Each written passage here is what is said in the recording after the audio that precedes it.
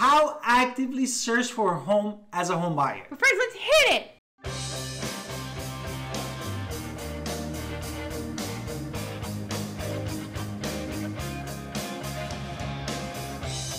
Hi, it's Alan Victoria. Welcome to our channel and podcast. And if this is your first time in our podcast and YouTube channel, make sure you subscribe and get notified. Honestly, you calls all the texts all the time at 252-327-3357, and we love absolutely talking to you. So we're talking about how to go from just browsing and researching, which is what the Smart series has been talking about thus far, to actively searching, because it is now time to really look and invest in buying this home. So that's really what we're talking about right now. Yes. And then what is the first thing that we need to import? Okay, so you've done your homework. You know how much the houses are going for, what the good deals look like, how much you're pre-approved for.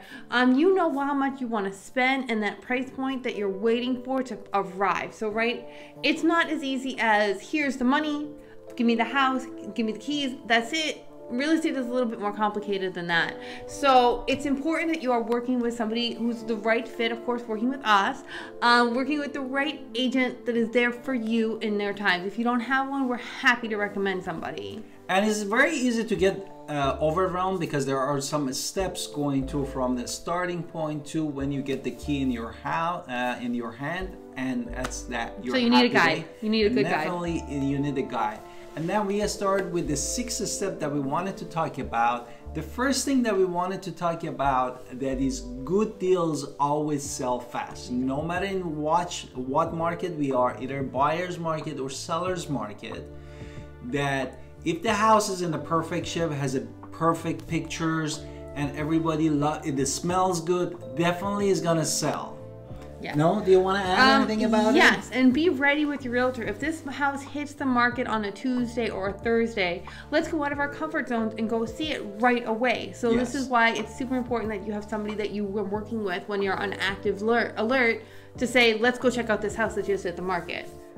Number two, make sure you communicate with your realtor that you get the email alert about all the active and those that they come to the market right away. Why are we saying that? But again, the scenario that we talk about. No? And ask your realtor if they're trying to send you to their website, which we might say, hey, I really want to get this MLS alert. So we can set you up on an MLS alert as well, which means the second it's hitting the MLS, you are getting notified if it hits your criteria. And that is something that is so crucial when you're looking for that deal.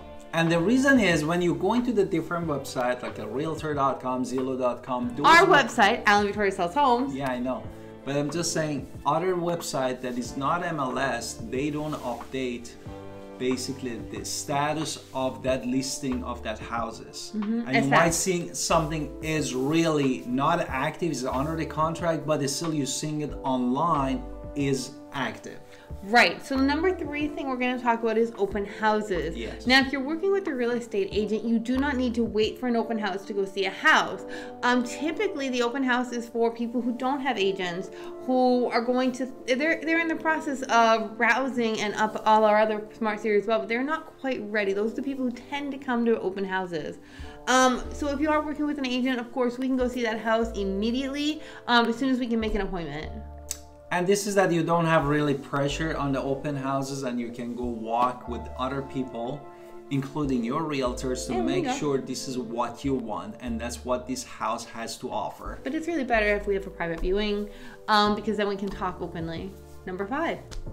And number 4, basically I want to tell you that there are different scenarios. One of the scenarios you see online, beautiful picture, wonderful, you think everything is really beautiful and flawless. I want to hit buy now. Yeah. And then you go to the house with your realtor and said the picture exactly is not what the online says and is not as good as I thought. And again, or the opposite can happen many times. Whoever was the selling agent was very lazy. They used their cell phone. They do not have a good picture service. The pictures are blurry. They don't look good. It makes the house look dark when it maybe is not even a dark house. It's beautiful, but they didn't turn the lights on. So, I mean, it's so important. And sometimes that ugly picture house is exactly what you want, but you don't know because they took really bad photos. So don't get judged by photos alone. Really go see the house in person as much as you can. Therefore, the message is, if the house meet your criteria, those that you need and must have in your list, and the pictures are not perfect or perfect, at least give a shot and see those houses with your realtor. That is what we are suggesting here. Number 5, when we're actually looking, what do we remember? Remember your list and take it with you, no? Right, so you remember what your must-haves, because don't get, wow, this house has that waterfall shower that I've always wanted, right? That wasn't on your must-have list. It's a nice to have maybe, wow, but don't let that trick of, wow, this is such an amazing feature, now suddenly affect us in a way that you're not actually following your list. Therefore, definitely following your list and those pros and cons that you're already writing down for each house that you see, it definitely is going to help you to niche down to that 1 or 2 houses at the end. And number 6 for the initial start, and then we have more to talk about. Average of basically closing on a house. Right. Searching takes 30 to 45 days to find the house, and then another 30 days to close on the house. So we're talking a 2-month process, 2 to 3 month process, possibly, of getting that house that you want. Therefore, if you are a renter and you were thinking, oh, for example, at the time of this video, for example, January 2023, my lease ends in March, already that you're late, because as my wife said, 30 to 45 days for search, 30 to 45 days for closing. That is like a 3 months window. So if you're closing in June, then start in March. Next thing we want to talk about, which is super important, is not to overlook. So I told you that more and more coming on, is don't overlook houses that are harder to sell. Think about those houses that are harder to sell in the future. Now, this might be your dream house that clicks all the buttons, but still have a concept and think about these 5 or 6 items that we're going to talk. I think it's 6 questions that you're going to ask, because it's going to make it harder to sell in the future. So you want to just at least have that concept in your mind. What are the questions? One of the questions is if the house is located on the busiest street. Right. I understand you're looking for the backyard. The backyard is amazing. The house has the 3-bedroom, 2 baths, for example, that you wanted with all the features. But at the end of the day, you need to think about the resale value. Right. Stephen King wrote a whole novel on the busy street and why you wouldn't want to go on live on a busy street. So there's a reason. There's horror books about this. The second thing, is the house near a railroad track? Exactly. If there is a rail track, or a highway, and or a highway. These are things that are going to make that house noisy or loud or something that's going to be a problem. And don't forget the power. Absolutely. Which also, this is another thing that you need to think about. Or is it near a power source? Exactly. Because people, even true, not true, I don't know science, but I know people will tell me, oh, I'm worried about cancer. And if people are worried about that, that's something you have to take in consideration.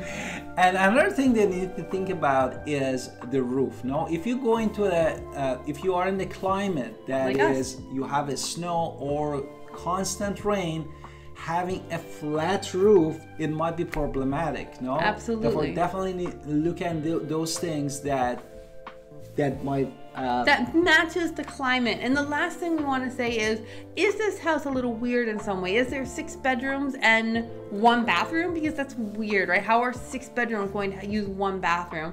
Or does it just look weird?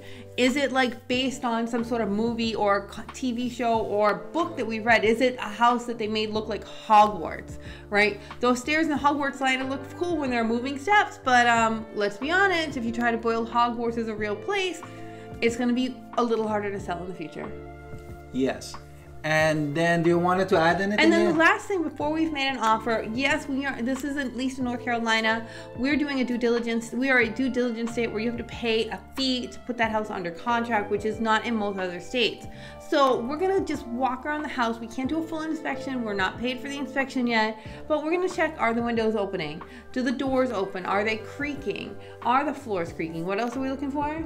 If the walls have holes, or basically are the trims are okay, what else? Do the stairs seem sturdy, or are they wobbly? Because this could be a problem. Does the house have a weird smell? Yeah, what is the layout is that you exactly, and if it has a fence, do the fence seems sturdy and solid? Right. Does the siding have a bunch of holes where that's going to have a problem in the future? Or does the siding of that house look okay? is the roof, I can't look at the roof fully, right? But I can look up with my eyes. Do I see missing shingles? Do I see missing problems? Do I see the gutters are in a problem? Are they curling or buckling? That's a really bad sign for a roof. Or if it has a crawl space, make sure that it has at least a moisture barrier. We can at least ask about a moisture barrier. And God forbid, not rotten wood under the crawl space. We can't know that yet though. Yes, we don't know. Therefore, it's super important to understand those things. And if does the the floor garage is work? slopey, you know? Are there slopes on the floor? While we can't check all the details before we've made an offer, we can at least use our brain and look around and make sure you're making a smart choice before you throw money down that you could potentially be losing here in North Carolina, because we are a due diligence fee state, which means you put money down that is non-refundable to buy this home. I hope this information we provided was useful. Don't forget to subscribe and stay tuned with the channel. See you in the next podcast and video. And I can't wait to show you a house.